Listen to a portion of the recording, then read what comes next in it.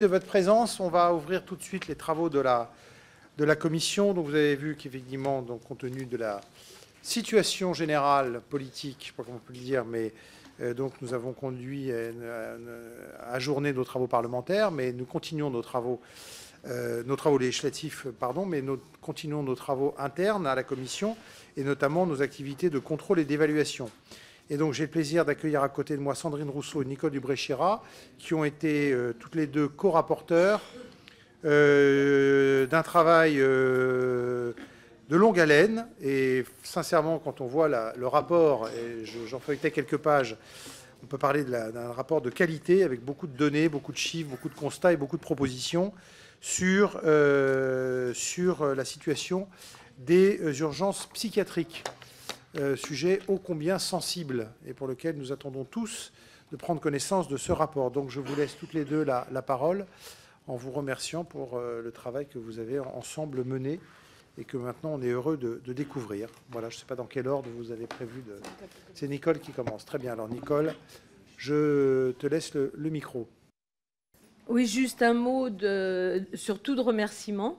D'abord à Sandrine Rousseau pour le travail qu'on a pu mener ensemble conjointement depuis presque un an, de manière très efficace et très agréable, comme quoi c'est possible le travail en transpartisan. Et donc c'est vrai que ça a été vraiment un temps assez plaisant, même difficile, hein, parce qu'on a fait beaucoup de déplacements aussi.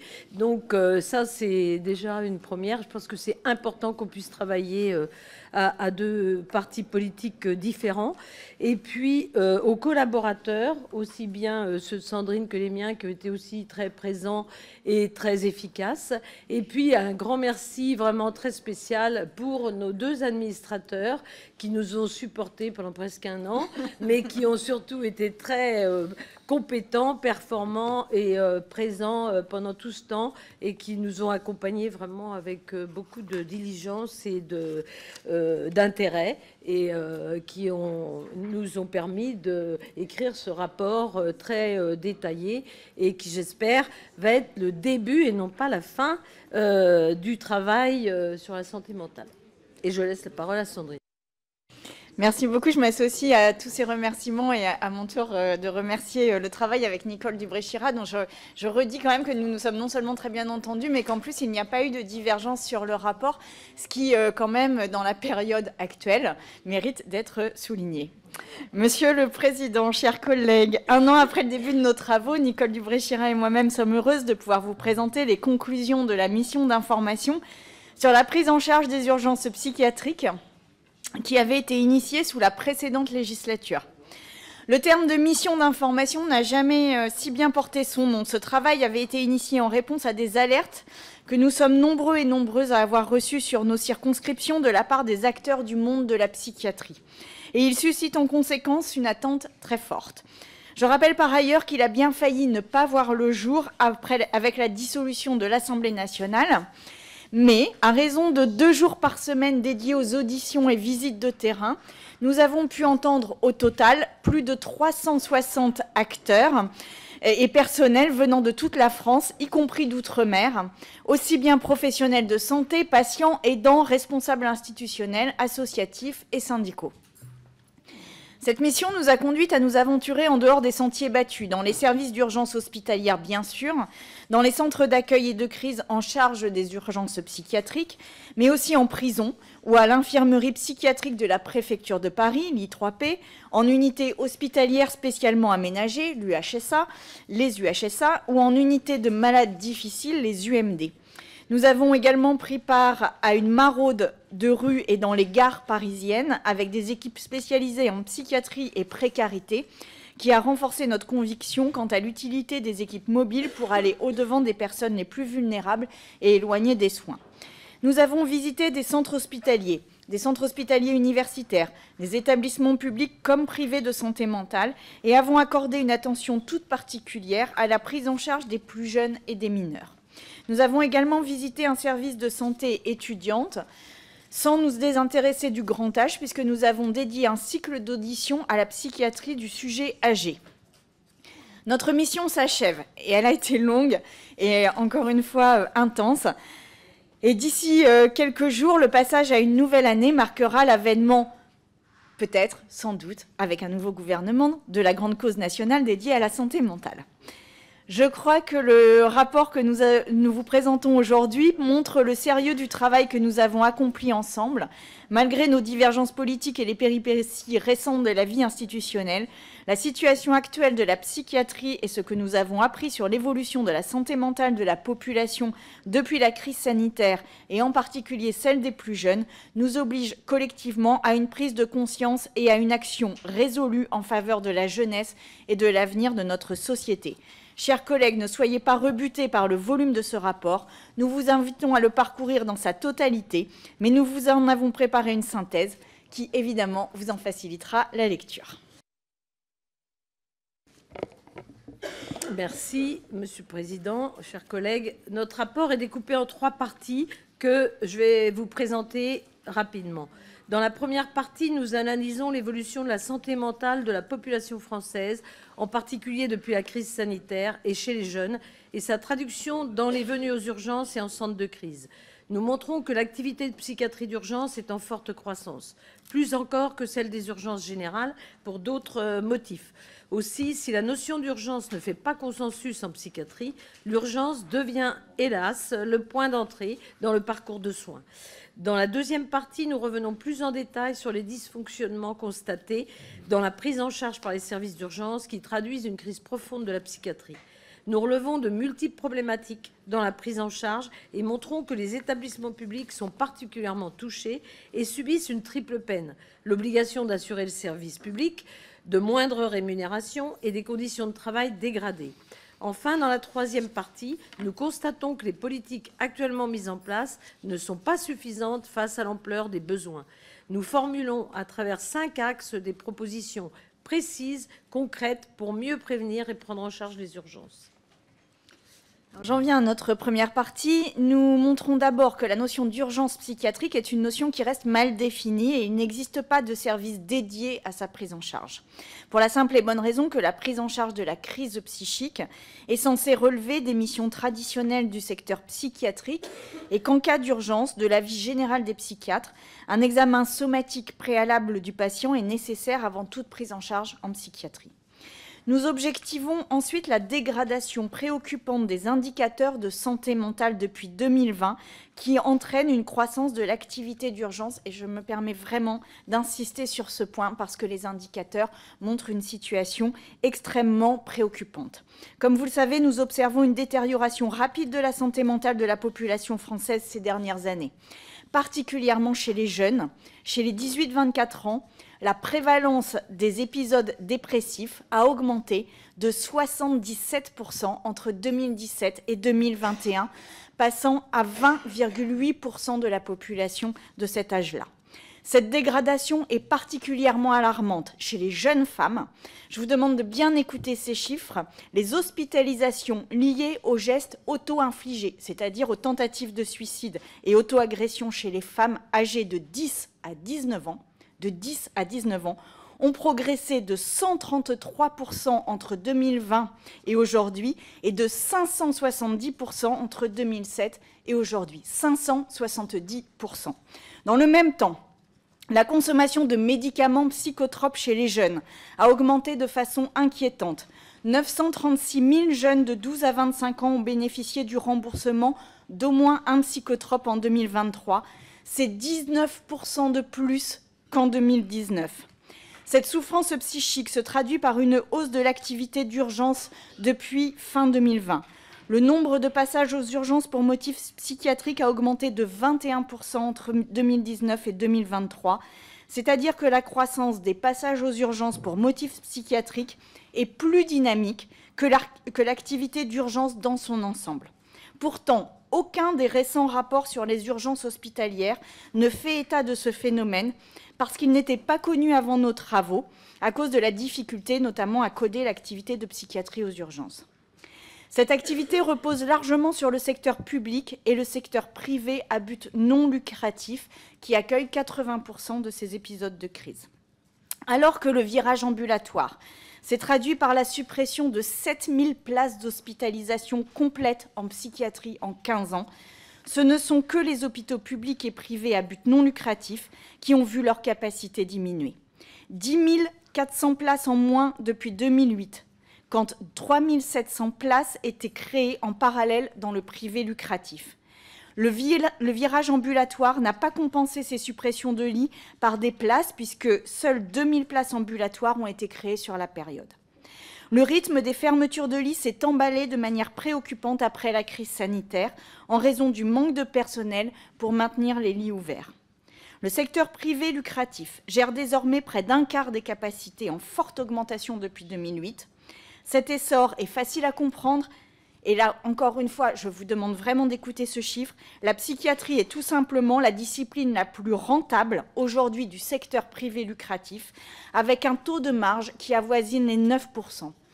Ce contraste entre la situation des hôpitaux publics en véritable difficulté est d'autant plus saisissant que ce sont ces derniers qui assurent la permanence des soins, la prise en charge des patients les plus lourds, ainsi que les hospitalisations sous contrainte.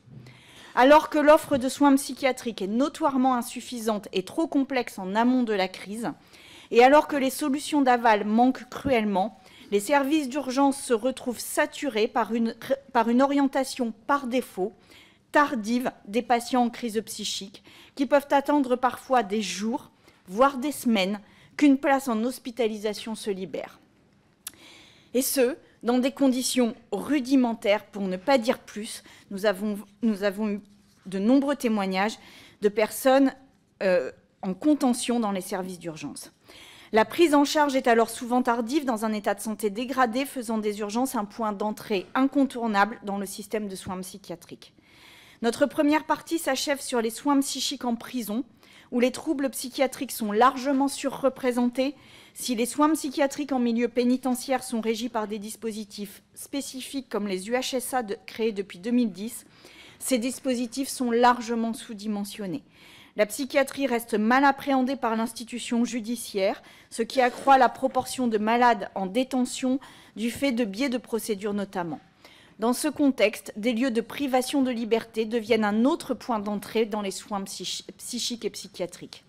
Je passe désormais la parole à Nicole Dubré-Chirat pour évoquer la seconde partie du rapport. Merci. Dans cette deuxième partie, nous revenons sur les nombreux dysfonctionnements constatés dans la prise en charge des urgences qui matérialisent la crise profonde de la psychiatrie en France. Nous voyons que la prise en charge est conditionnée par les moyens disponibles plus que par des standards de qualité clairement définis. Il en résulte une corrélation qui semble admise par tous entre le manque de moyens humains et matériels et la prévalence du recours à la contention des patients. On a pu constater dans nos déplacements que certains services n'utilisaient pas du tout la contention parce qu'ils avaient du personnel en nombre et formé, ce qui n'était pas le cas d'autres secteurs. Le passage par les services d'urgence, s'il peut permettre de répondre à une situation immédiate, est associé à une expérience de violence inhérente au secteur psychiatrique et aux urgences qui affecte les conditions de travail des soignants et de traitement pour les patients. Pire, la venue aux urgences ne permet pas toujours d'initier un parcours de soins, compte tenu de la saturation de l'offre de soins de ville. Pour de nombreux patients, la prise en charge par les urgences tend à se substituer à un suivi psychiatrique. Alors que le recours aux urgences pour motifs psychiatriques augmente, la part des nouveaux patients pris en charge par le système de soins psychiatriques s'érode tendanciellement de l'ordre de 8% entre 2019 et 2023.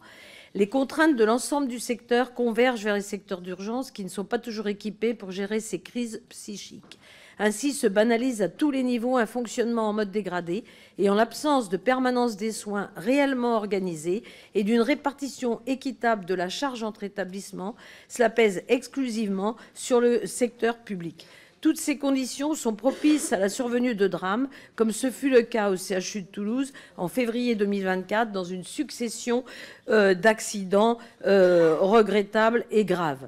La crise actuelle invite également à reconsidérer l'évolution des moyens financiers et humains dévolus à la psychiatrie. Concernant les moyens financiers, alors que la réforme du mode de financement historique de la psychiatrie suscite des appréhensions, il nous semble qu'elle va dans le sens d'un rééquilibrage salutaire entre public et privé, mais dont nous ne percevrons les effets qu'en 2026. Nous constatons également, loin des idées reçues, que la dépense moyenne de soins remboursés par malade, corrigée de l'inflation, a baissé de 6% entre 2016 et 2022. Concernant les moyens humains, nous voyons que la densité relativement élevée de psychiatres est mal répartie et ne permet pas de répondre aux besoins. La hausse des effectifs, plus 21% entre 2010 et 2023, est un trompe-l'œil. Elle est essentiellement liée au recours aux retraités actifs et dans une moindre mesure à des intermittents ainsi qu'à des médecins à diplôme étranger. Nous revenons dans la deuxième partie sur la pédopsychiatrie, un secteur totalement sinistré et caractérisé par une offre de soins cruellement insuffisante, particulièrement dans le contexte d'explosion de la souffrance psychique des jeunes que nous connaissons depuis 2020. Le nombre de pédopsychiatres a chuté de 34% entre 2010 et 2022. La démographie de la profession est alarmante et le renouvellement générationnel n'est pas assuré. Pour vous en convaincre, je vous invite à regarder la pyramide des âges présentée en page 136 du pré-rapport. 58% des lits d'hospitalisation en pédopsychiatrie ont par ailleurs été fermés entre 1986 et 2013, tandis que certains départements sont toujours dépourvus de capacité d'accueil à temps complet. Les centres médico-psychologiques infantaux-juvéniles sont saturés. Il n'est pas rare que les délais de rendez-vous se comptent en mois, mais aussi en années, jusqu'à 18 mois ou 24 mois. La prévention est quant à elle défaillante, notamment en milieu scolaire, où la médecine est elle-même déficiente. Dans ce contexte, la prise en charge des mineurs est souvent inadaptée, dans des conditions qui peuvent être traumatisantes lorsqu'ils doivent être hospitalisés dans des unités d'adultes. Bien pire, elle est parfois impossible, ce qui entraîne des pertes de chance évidentes. En 2023, 123 enfants de moins de 15 ans s'étant présentés aux urgences du CHU de Nantes pour des idées suicidaires ou une tentative de suicide n'ont pu être hospitalisés et ont dû retourner à leur domicile, alors même que le pédopsychiatre avait évalué l'intérêt d'une hospitalisation avec une indication formelle. L'état des lieux est d'autant plus alarmant que les défaillances actuelles de la pédopsychiatrie hypothèquent la santé mentale d'une génération d'enfants, et c'est toute la société qui en paiera le prix une fois cette génération arrivée à l'âge adulte. En passant à Lille, on a eu l'occasion de voir que les enfants de 5-6 ans n'étaient plus pris en charge pour privilégier les adolescents et que du coup, dans 10 ans, on aurait le retour de cette non-prise en charge. Dans la troisième et dernière partie de notre rapport, nous présentons nos 21 recommandations organisées selon 5 axes pour apporter un nouveau souffle aux politiques publiques en matière de santé mentale et psychiatrie. Saluons d'abord les avancées permises par la feuille de route en santé mentale et psychiatrie portée par M. Bellivier, le délégué ministériel depuis 2018, qui produit des effets positifs. Nous pouvons par exemple penser au déploiement du dispositif Vigilance, de maintien du contact avec l'auteur d'une tentative de suicide, le numéro national de prévention du suicide, le 3114, et la formation de bientôt 200 000 secouristes en santé mentale, ou encore l'amélioration du dispositif Mon Soutien Psy, qui avait bénéficié à 381 000 patients en août 2024. L'action publique reste toutefois très méconnue et ne permet pas de répondre de manière satisfaisante à l'ampleur des enjeux. Nous proposons d'y remédier par nos axes prioritaires. Dans les recommandations, je vais démarrer par le premier axe.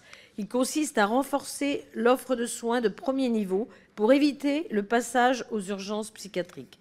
Cet axe suppose de mieux outiller les médecins généralistes, qui sont souvent le premier recours face aux troubles psychiques, par un stage obligatoire en psychiatrie pendant l'internat de médecine générale et par la mise à disposition d'un numéro territorial pour solliciter des conseils auprès de psychiatres afin d'améliorer considérablement les prescriptions de psychotropes aux jeunes. Il est en outre indispensable de renforcer les moyens des CMP, qui sont les pivots du secteur psychiatrique, et d'en élargir les horaires d'ouverture. Nous appelons par ailleurs à simplifier l'organisation territoriale des soins psychiatriques pour la rendre plus lisible, moins complexe, plus accessible et éviter les doublons en mutualisant les moyens des différents dispositifs. Le deuxième axe de nos recommandations porte sur la structuration d'un parcours de prise en charge d'urgence qui soit clair et accessible. Nous préconisons d'établir un parcours de soins de l'urgence psychiatrique commun à tous les territoires, clair et gradué, impliquant à l'entrée de généraliser le volet psychiatrique dans l'ensemble des services d'accès aux soins, les SAS, et en sortie de parcours, de systématiser le suivi post-urgence des patients, tout en suivant cet indicateur dans le cadre de la démarche qualité. Pendant le parcours aux urgences, il appelle à modifier les conditions d'accueil et notamment à créer des lits dédiés au sein des unités d'hospitalisation de courte durée, les UHCD, pour limiter l'attente des patients. Le troisième axe invite à mobiliser davantage le secteur privé dans un système de soins aujourd'hui saturé. Cet axe nécessite une révision des obligations de permanence des soins des établissements de santé pour inclure la psychiatrie. Il s'agit par ailleurs de garantir un quota de lits de service public en psychiatrie dans chaque territoire, y compris dans les cliniques, pour fluidifier la filière d'aval des urgences et éviter la concentration excessive des prises en charge dans le secteur public. Le quatrième axe vise à soutenir particulièrement la pédopsychiatrie et la santé mentale des jeunes. Et à ce stade, je précise que nous appelons à une révolution de la santé mentale dans l'éducation nationale. Nous appelons à mettre en place les recommandations des assises de la pédiatrie et de la santé de l'enfant de 2024, à prévoir des mesures ciblées sur les enfants protégés qui sont particulièrement vulnérables et la psychiatrie périnatale, et à garantir une offre de soins pédopsychiatriques homogène et adaptée aux besoins sur tout le territoire. Nous appelons par ailleurs de nos voeux un diagnostic sur l'usage croissant des psychotropes et un renforcement des moyens de prévention grâce à la médecine scolaire. Le dernier axe de nos préconisations vise à améliorer la formation et l'attractivité des métiers de la psychiatrie. L'offre de formation doit être rapidement et massivement renforcée par l'augmentation des effectifs de psychiatres, d'infirmières en formation initiale, de développement de passerelles ou encore la hausse du nombre d'infirmiers en pratique avancée. La filière doit par ailleurs être rendue plus attractive à travers une campagne de communication, des stages obligatoires pour déstigmatiser les métiers de la psychiatrie. Enfin, il s'agira de commanditer un audit sur les conditions de travail en psychiatrie et dans le même temps améliorer celles-ci par de meilleures rémunérations. Au total, chers collègues, les attentes du secteur sont très fortes. Nous devons collectivement nous assurer que le prochain gouvernement œuvrera concrètement au sursaut de la psychiatrie à travers le maintien de la grande cause nationale et de la déclinaison des actions qui y seront associées.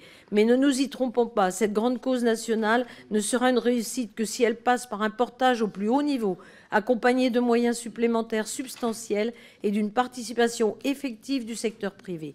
La psychiatrie et son organisation se situent aujourd'hui à un moment décisif et des choix politiques majeurs sont nécessaires pour définir une stratégie de long terme. Dans cette perspective, nous organiserons en janvier ou en février à l'Assemblée nationale un colloque réunissant les principaux acteurs du secteur. Plus largement, nous formons le vœu que nos travaux se poursuivent par la rédaction d'une proposition de loi transpartisane sur la santé mentale et la psychiatrie, en cohérence avec la grande cause nationale érigée en 2025. Nous vous remercions de votre attention et sommes à disposition pour répondre à vos questions. Merci beaucoup, merci de cet exposé à deux voix, merci pour la densité de votre travail et que traduisent bien vos interventions. Donc on va tout de suite passer à la discussion générale, parce que je pense qu'il y a beaucoup de questions et de compléments à vous poser. Donc je donne la parole tout de suite à Angélique Ranck pour le groupe Rassemblement national. Merci Monsieur le Président, Mesdames les rapporteurs, chers collègues. Ce rapport sur la prise en charge des urgences psychiatriques nous rappelle tout d'abord à quel point l'état de la santé mentale en France est préoccupant. Il l'est bien sûr pour les millions de Français qui estiment que leur santé mentale est négligée par le système de santé. Il l'est pour les 9% de nos concitoyens qui ont envisagé le suicide ou l'automutilation au cours de l'année passée. Il l'est en particulier pour les plus jeunes, avec 1,5 million d'enfants et d'adolescents souffrant de problèmes psychiques. Mais laissez-moi vous rappeler que cet état de fait n'est pas nouveau. Dès l'époque des restrictions sanitaires, le Rassemblement national alertait sur l'état de santé mentale des Français. En 2022, lors du grand oral santé de l'élection présidentielle, Marine Le Pen appelait déjà à une loi santé mentale et psychiatrie pour une meilleure prise en charge des patients. Pourtant, malgré les promesses, de nombreux professionnels du secteur ont l'impression que les efforts du gouvernement ne sont pas à la hauteur. Il était donc plus que temps de désigner la santé mentale comme grande cause de l'année 2025.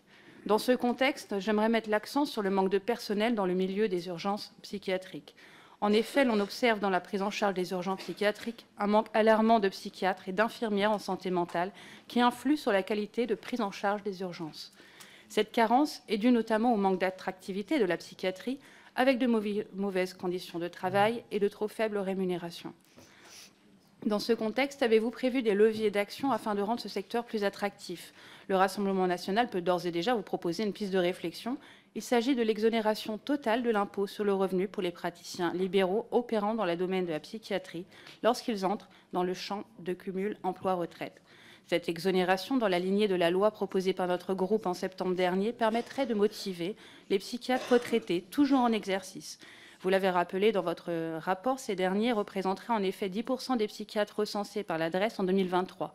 Cette mesure de bon sens sera un bon début afin de remédier au problème de manque de personnel dans le cas des urgences psychiatriques. Je vous remercie. Merci beaucoup. Annie Vidal. Merci, Monsieur le Président.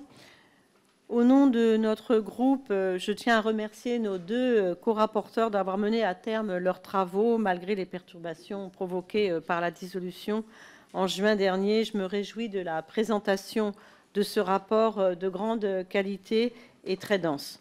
Le Premier ministre Gabriel Attal, comme son successeur Michel Barnier, ont tous deux souligné lors de leur discours de politique générale l'attention particulière qu'ils souhaitaient accorder aux problématiques concernant la santé mentale. Et nous émettons aujourd'hui le vœu que le prochain Premier ministre réservera à ces questions une place au moins aussi importante dans sa feuille de route. Vous l'avez rappelé, les troubles psychiques prennent une place de plus en plus importante au sein des enjeux de santé publique, cette dynamique ayant été largement alimentée par la crise sanitaire liée à la pandémie de Covid-19 et les mesures prises afin de lutter contre cette dernière.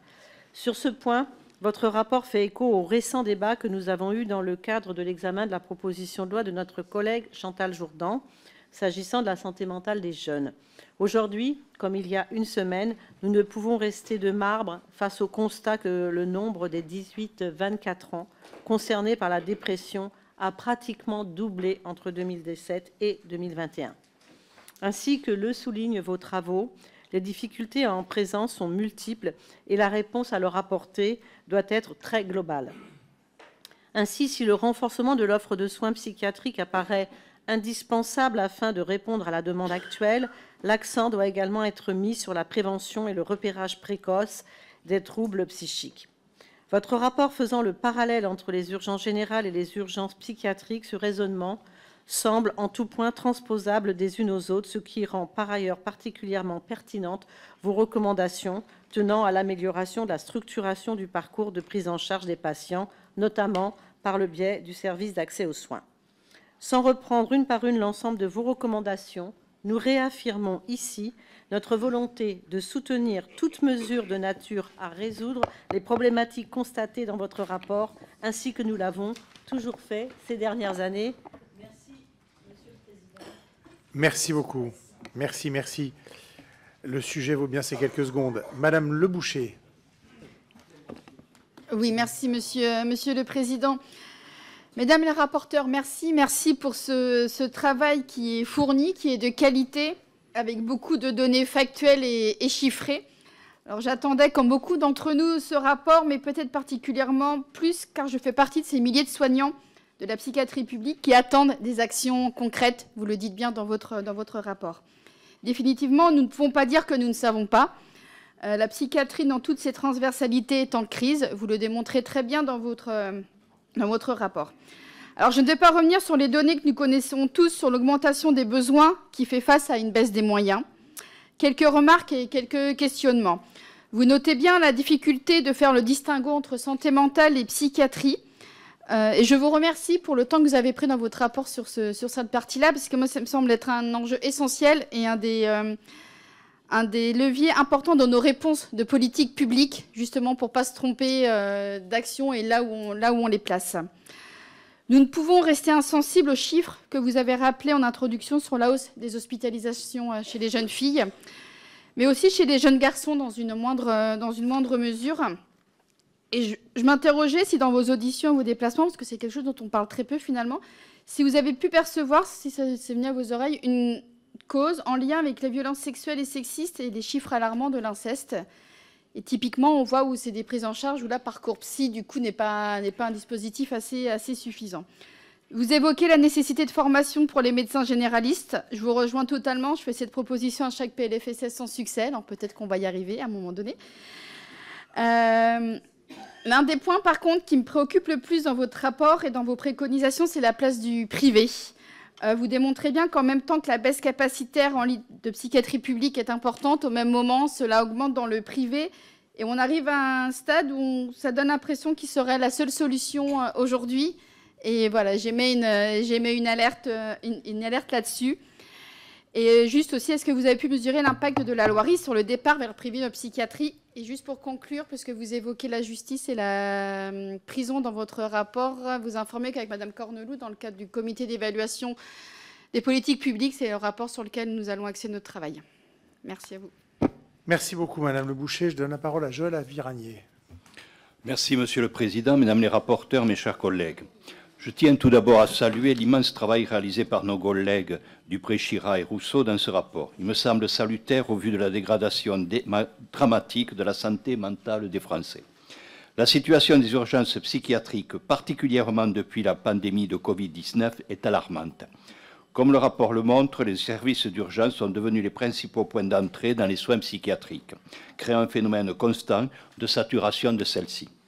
Ce phénomène est exacerbé par un manque de lits, une désorganisation des parcours de soins et une démographie médicale insuffisante, notamment en pédopsie, spécialité en situation de quasi-effondrement. Par ailleurs, les chiffres rapportés sur la santé mentale des jeunes, notamment des jeunes femmes, sont particulièrement préoccupants. L'augmentation dramatique des hospitalisations pour gestes auto-infligés, en hausse de 133% depuis 2020, est le signe d'une crise qui dépasse le cadre strictement sanitaire. Votre rapport appelle avec raison à une action publique ambitieuse articulée autour de plusieurs axes essentiels, notamment le renforcement de l'offre de soins de proximité, la structuration d'un parcours pour les urgences psychiatriques, la mobilisation du secteur privé et la revalorisation des métiers de la psychiatrie. Il me semble impératif que ces recommandations soient suivies d'effets concrets. Mesdames les rapporteurs, vous faites également valoir l'importance des CMP comme premier niveau de réponse. Cependant, comme on le sait tous, l'accès y est souvent limité par des délais d'attente très longs, parfois près d'un an, et parfois aussi davantage. Quelles solutions d'urgence recommanderiez-vous pour rendre ces centres plus accessibles, peut-être également plus connus aux soins de la population, et notamment pour les publics les plus vulnérables, comme les jeunes en détresse ou les personnes précaires? Cela aurait le mérite de désengorger les services d'urgence psychiatrique, leur permettant de n'assurer que leur fonction d'origine. Je vous remercie. Merci beaucoup. Josiane Corneloup. Merci, Monsieur le Président, Mesdames les rapporteurs, mes chers collègues. Au nom du groupe Droite républicaine, je tiens à saluer le travail approfondi et rigoureux réalisé à l'occasion de ce rapport par Mesdames Rousseau et Dubré-Chirat. Il met en lumière la détérioration rapide de la santé mentale en France, particulièrement chez les jeunes, avec une prévalence des épisodes dépressifs, cela a été rappelé, en hausse de 77% en 4 ans chez les 18-24 ans, et les enjeux cruciaux auxquels sont confrontées nos urgences psychiatriques, avec une hausse de 21% des passages aux urgences pour motifs psychiatriques de 2019 à 2023. Alors que tous les établissements ne disposent pas d'équipes pluridisciplinaires expérimentées et d'espaces adaptés, la prise en charge est marquée par de fortes inégalités territoriales. Pour de nombreux patients en attente de diagnostic ou n'ayant pas accès à un parcours de soins adapté, la prise en charge par les urgences tend à se substituer à un suivi psychiatrique. Les propositions qui émanent de ce rapport semblent être des leviers efficaces et opérationnels pour améliorer à la fois la prise en charge des patients et les conditions de travail des équipes soignantes. D'abord, le soutien plus important en faveur de la pédopsychiatrie et de la santé mentale des jeunes. Cela a été rappelé également. Nous avons des épisodes dépressifs chez les 18-25 ans qui ont connu une hausse de 77% en 4 ans et des hospitalisations liées à un geste auto-infligé chez les femmes qui a augmenté de 133% depuis 2020. Il est donc essentiel de mettre un accent fort sur la prévention, sur la sensibilisation au bien-être psychique et à un repérage précoce de ces situations. Il est essentiel également de renforcer l'offre de soins de premier niveau pour garantir une prise en charge précoce, graduée et homogène sur tout le territoire pour prévenir les urgences psychiatriques. Ensuite, vous évoquez la nécessité de favoriser la coordination entre les différents acteurs pour une orientation plus aisée dans un parcours de soins. L'organisation de soins aujourd'hui est en effet peu lisible et fragmentée. Il est également essentiel de structurer un parcours de prise en charge d'urgence qui soit clair et accessible. En clair, il est temps d'agir et je crois que nous avons besoin de moyens humains et financiers, mais également d'une vraie stratégie qui traite de l'amont et de l'aval. Je vous remercie. Merci beaucoup. Marie-Charlotte Garin. Merci Monsieur le Président, mes chers collègues. Les chiffres sont sans appel. Les hospitalisations liées à des gestes auto-infligés chez les adolescentes ont explosé de 133% depuis 2020 et de 570% depuis 2007. C'est une génération qui sombre dans une souffrance silencieuse, renforcée par les pressions sociales, les violences sexistes et sexuelles et des injonctions qui s'abattent particulièrement sur les jeunes filles. Mes chers collègues, cette explosion de tentatives de suicide, des épisodes dépressifs, des troubles anxieux, ça n'est pas un fait divers, c'est une crise sociale que nous devons regarder en face. Face à cette crise, nous sommes confrontés à un paradoxe insoutenable. Alors que la demande explose, nos capacités d'accueil diminuent. Les professionnels épuisés travaillent dans des conditions indignes pour eux comme pour les patients et les patientes. Les urgences hospitalières, déjà saturées, deviennent par défaut le point d'entrée dans les soins psychiatriques, au détriment d'une prise en charge adaptée, alors qu'en parallèle, c'est le secteur privé lucratif qui prospère de manière hallucinante. Alors, chers collègues, pourquoi acceptons-nous qu'une logique de rentabilité prime sur l'accès équitable aux soins ? Parce qu'aujourd'hui, ce sont les enfants et les jeunes qui paient le prix fort de cette désorganisation. La pédopsychiatrie est en ruine, des territoires entiers sont dépourvus de capacités d'accueil, des enfants en détresse se retrouvent hospitalisés dans des unités pour adultes et d'autres sont renvoyés chez eux sans prise en charge. Cette capacité à intervenir précocement est une faillite collective. Alors, vous l'avez dit, vous dégagez quelques pistes pour améliorer la situation. D'abord, renforcer massivement les moyens pour la psychiatrie publique. Ensuite, donner la priorité à la détection et à la prise en charge des enfants victimes de violences. Puis rééquilibrer les responsabilités entre le secteur public et privé. Soutenir particulièrement les jeunes filles et les femmes. Et investir, bien entendu, dans la prévention, comme notre groupe le demande à chaque période budgétaire. Mes chers collègues, faire de la santé mentale la grande cause nationale de 2025, c'est une opportunité. Mais si cette ambition ne se traduit pas par des moyens à la hauteur et des mesures concrètes, ce sera une promesse trahie. Nous avons la responsabilité de ne plus détourner les yeux, car il ne s'agit plus seulement de réparer, mais de prévenir. Et chers collègues, je crois que l'état de la psychiatrie nous invite à nous interroger. Quelle responsabilité pour notre société capitaliste qui broie les gens face à l'ampleur de la crise ? La réflexion plus large est ouverte, et en attendant, je remercie Madame Nicole Dubré-Chirat et ma collègue du groupe écologiste Sandrine Rousseau pour leur engagement sur cette question, pour la qualité de leurs travaux, en espérant que ce rapport alarmant sera suivi d'effets. Je vous remercie. Merci beaucoup. Je donne la parole à Philippe Vigier. Merci, Monsieur le Président, et merci à nos deux co-rapporteurs qui ont fait un travail de grande qualité que je tiens à souligner à mon tour. Je rebondirai rapidement sur vos recommandations. La recommandation numéro 2, lorsque vous dites mieux outiller les médecins généralistes, comment faire le lien avec le permanence des soins, la difficulté auxquelles sont confrontés les maires, ce sont les achats, les hospitalisations d'office, pour lesquels on voit bien que nous sommes totalement démunis. La deuxième, c'est concernant la recommandation numéro 5. Vous dites simplifier l'organisation territoriale. Pouvez-vous expliciter un peu votre souhait? Parce qu'à l'heure actuelle, c'est plutôt une rétraction territoriale à laquelle j'assiste chez moi, plutôt qu'une concentration territoriale des moyens. La troisième, mesdames les co-rapporteurs, c'est sur la recommandation 19, lorsque vous dites adapter l'offre des formations. On sait qu'il y a des difficultés, Frédéric Valletoux le sait mieux que tous, sur les décrets d'application sur les IPA qui traînent à sortir, et comment demain faire des passerelles entre les IPA, entre guillemets, à vertu généraliste et bien sûr les spécialistes. Ma quatrième question, parce que je vois qu'il me reste un petit peu de temps, c'est concernant, vous dites commander un audit sur les conditions de travail en psychiatrie. J'avais envie de vous dire, est-ce que vous avez réfléchi à l'idée d'une loi de santé pluriannuelle avec des items, de manière à ce que l'on puisse évaluer chaque année, parce qu'on vient de tellement loin, et vous l'avez très bien souligné dans votre travail, cette dégradation date de tant d'années que, me semble-t-il, elle mérite d'avoir un suivi assez serré, de manière à ce que sur ces items, on soit au rendez-vous. Et le dernier mot, je reviens sur la page 81 de votre rapport, qui traite justement du sujet entre la justice et la psychiatrie, parce que j'ai un centre de détention chez moi, et puis il l'observe à plusieurs reprises, notamment sur les décisions d'irresponsabilité pénale. Et souvent, on a vraiment des difficultés de mobilisation des magistrats, de manière à ce que l'on puisse prononcer ces irresponsabilités, ce qui explique probablement, vous allez peut-être me le confirmer, le nombre si peu élevé d'irresponsabilité pénale, avec toutes les conséquences aval que nous connaissons tous. Merci beaucoup. Merci beaucoup. Pierre Marle. Oui, merci Monsieur le Président, Mesdames les rapporteurs, chers collègues. Encore plus que vous féliciter, je vous remercie pour votre rapport, d'une très grande qualité et particulièrement détaillé.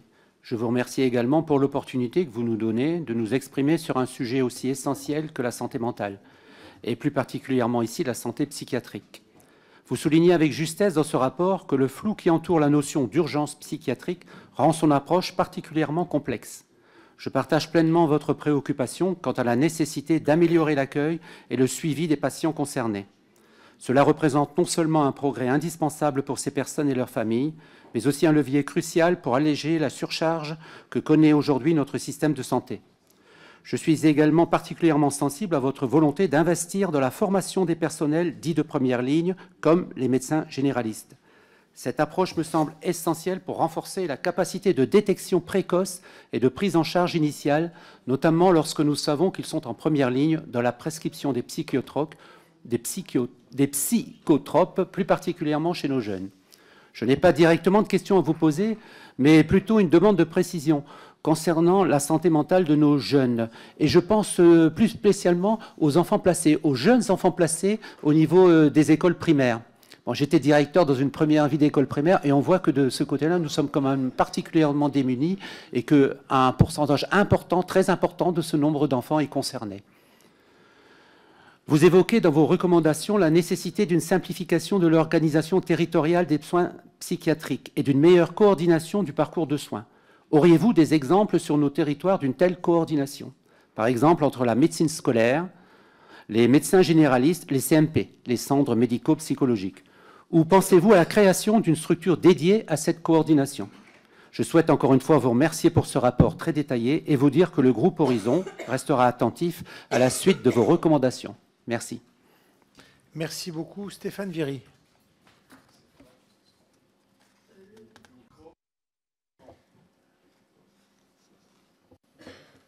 Oui, merci Monsieur le Président. Je voudrais à mon tour et pour le compte du groupe Lyot saluer les rapporteurs, leurs travaux, les réflexions, les données, les recommandations qu'elles portent au débat. Et on sait très bien que désormais, on va être saisi de cette question.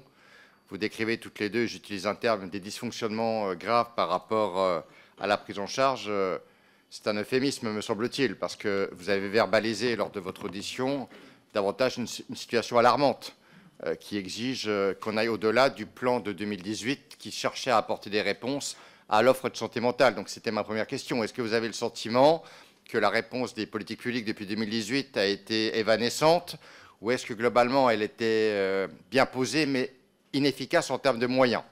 Je voudrais également revenir sur deux recommandations que vous avez posées, mesdames. La première, je crois que c'est la numéro 4, en lien avec les addictions. Vous évoquez effectivement la nécessité, en tout cas peut-être l'opportunité, de rapprocher les structures d'addictologie et les structures de soins contre la psychiatrie. Est-ce que vous avez eu des expériences de terrain qui pourraient se dupliquer ici ou là? Moi, je crois profondément effectivement qu'il y a un découplage qui est inopérant. Et je crois à la nécessité effectivement de renforcer, de rapprocher ces deux services. Je voudrais également revenir sur une autre recommandation qui consiste globalement à mobiliser la médecine scolaire pour permettre en amont de faire de la prévention, de la détection, du repérage auprès des troubles psychiques chez certains enfants ou adolescents. Si vous avez fait cette recommandation, c'est que je présume que vous avez identifié des carences massives, avec cette idée peut-être de sortir la médecine scolaire du champ de l'éducation nationale pour le raccrocher à un autre ministère. Est-ce que vous pourriez nous en dire un peu plus sur le sujet-là? En tout cas, moi j'ai relevé que vous étiez davantage d'avis de structurer des parcours de soins, ce qui fait actuellement défaut, et surtout de répondre en proximité avec des coordinations et d'un maillage territorial qui actuellement a fait défaut. Voilà, quelques mots pour vous faire part de mes observations et de mes remerciements par rapport à ce que vous nous invitez à faire dans les semaines à venir. Merci beaucoup. Yannick Monet. Merci, Monsieur le Président, Mesdames les rapporteurs, dont je salue le travail, puisque c'est un rapport très utile qui pose les chiffres et des mots précis sur la crise que traversent les soignants en psychiatrie, mais également les patients. S'il est évident que les moyens manquent, ce rapport rend également compte des choix politiques à l'origine de cette crise qui n'en finit plus, des choix politiques qui s'avèrent ne pas être les bons et qui malheureusement se perpétuent. Par exemple, la fermeture de 2 tiers des lits d'hôpitaux publics en psychiatrie depuis les années 80 à la suite du virage ambulatoire, sans pour autant prévoir les conditions d'accueil alternatives pour les patients, Ça veut dire qu'en 2023, les délais d'attente pour la moitié des centres médico-psychologiques allaient d'1 à 4 mois pour les adultes et jusqu'à 1 an pour les enfants. La prévention est un aspect important de la question que ce rapport traite bien, en rappelant que l'urgence est par nature le signe que quelque chose n'a pas été détecté à temps. Dans ce cadre, je souhaiterais entendre davantage les rapporteurs sur la proposition numéro 15, visant à renforcer les moyens de la médecine scolaire et à réinterroger le rattachement de la médecine scolaire au ministère de l'Éducation nationale. Enfin, si la question des moyens est primordiale, la question des pratiques psychiatriques est tout autant cruciale.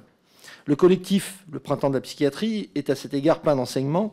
La financiarisation de la santé, la mise en place de la T2A a perverti une certaine pratique en mettant en cause le travail non comptable, non facturable, qui est celui du temps de la relation, de la parole, de l'échange avec le patient. L'usage excessif de contention et de l'isolement, la surprescription de médicaments, le manque de temps avec la famille du patient sont autant de signaux d'un dysfonctionnement et d'une régression majeure de la pratique du soin. Cette dégradation de la pratique psychiatrique crée une défection chez les étudiants. 67 postes d'internes sont restés vacants en 2023 et chez les soignants qui délaissent l'hôpital public pour l'exercice libéral ou en clinique privée. Il y a donc, me semble-t-il, la nécessité de redonner les moyens à la psychiatrie, à l'hôpital public et aux centres médico-psychologiques pour que les soignants puissent exercer de nouveau avec dignité, avec humanité. Et ceci est bien d'abord un choix politique, celui d'inscrire la prise en charge psychiatrique dans une politique de santé publique plus large, de prévention et d'intervention coordonnée. Je vous remercie. Merci beaucoup. Je vais proposer aux deux rapporteurs déjà de répondre à cette première flot de questions, puis on prendra les questions suivantes après, dans l'ordre effectivement des demandes. Mesdames. Merci, Monsieur le Président. Merci, chers collègues, pour toutes vos questions. Alors, je vais répondre un peu dans le désordre et pardonnez-moi, mais Nicole complétera. Alors, sur la question du privé, parce qu'en effet, c'est une question, c'est Madame Élise Leboucher qui a posé ce sujet. En fait, c'est une question qui nous a traversé au moment de l'écriture du rapport. Le problème, c'est qu'on est dans une telle situation qu'en fait, il y a une espèce de possibilité immédiate, quelque part, qui est ce partage de la charge entre le privé et le public. Pour autant, en effet, ça n'est pas la solution de moyen et de long terme. Et nous proposons la revalorisation des métiers. Nous proposons aussi un audit des conditions de travail parce que nous avons rencontré, et je le pose ici, des psychiatres, mais des soignants d'une manière générale, qui, dans les services que nous avons visités, sont parfois en très grande souffrance personnelle, avec un espèce de syndrome du cordonnier le plus mal chaussé, qui perdent le sens de leur travail, tellement ils ont, faute de moyens, recours à la contention ou à l'administration de substances chimiques. Et du coup, ça ne leur permet pas de déployer ni leurs compétences, ni leurs talents, ni l'éthique de leur métier. Donc je me permettais de le poser parce que ça a été vraiment très important dans nos visites, et avec aussi des témoignages de soignants, et particulièrement dans le corps infirmier, qui nous disaient concentrer le plus possible les heures en début de semaine pour avoir le plus possible de temps en dehors du service, tellement la charge était lourde quand ils travaillaient ou elles travaillaient. Sur les urgences des femmes, oui, il y a un sujet vraiment sur les femmes. Alors oui, il nous a été parlé de violences sexistes et sexuelles. Oui, il nous a été parlé de psychotrauma. Il nous a aussi été parlé d'éco-anxiété, je tiens à le dire, parce que ça fait partie aussi des sujets. Et d'une manière générale, d'une inquiétude sur la place des jeunes dans notre société. Et nous avons cité les chiffres sur les jeunes femmes. Les chiffres sur les jeunes hommes sont un peu moins impressionnants, mais sont quand même très très forts. C'est-à-dire qu'on est à plus de 300% d'augmentation des hospitalisations. Il y a un domaine dont on n'a pas parlé, c'est la toxicologie et les addictions, où c'est aussi un critère d'entrée aux urgences et d'augmentation de l'admission aux urgences, qui fait partie des propositions de notre rapport. Il y a un autre sujet, c'est les EHPAD et les sujets âgés qui, eux aussi, sont mal appréhendés par les soins. Sur la médecine scolaire, il y a un énorme sujet sur la médecine scolaire et sur l'enfance placée, l'ASE. Alors là, vraiment, sur les mineurs isolés aussi, je le dis, sur les mineurs isolés, parce que ces trois champs-là sont en déshérence totale. Il manque un médecin scolaire sur deux aujourd'hui. Un médecin scolaire sur deux, et les psychologues dans l'éducation nationale ont été réorientés sur l'orientation professionnelle et non pas sur la santé mentale des jeunes. Et là, il va falloir une révolution de la santé mentale des enfants, parce que vraiment, nous ne sommes pas à la hauteur. Et je pense qu'un pays qui ne prend pas soin de ses enfants à ce point-là, qui les met en danger à ce point-là, est un pays qui va très mal. Sur la justice et l'irresponsabilité, vous avez raison, il y a un sujet. Les psychiatres que nous avons rencontrés en milieu carcérales nous disent que pour eux, il y a une partie des personnes qui sont emprisonnées qui en fait relèvent de l'irresponsabilité pénale et que ça aussi, c'est assez mal appréhendé dans une politique où nous n'avons plus cette espèce d'intelligence et de subtilité et que nous allons avec des gros sabots vers le tour carcéral. Je tiens à le dire, il y a quand même une partie qui relève davantage du soin et du défaut de soins plus que de l'incarcération. Je laisse la parole à Madame Dubré-Chirat. Merci. Je voulais juste compléter sur le privé. Il faut quand même faire un distinguo entre le privé non lucratif et le lucratif. Là, il s'agit du privé lucratif qui n'accueille pas non plus la même population puisqu'ils n'accueillent pas les patients lourds.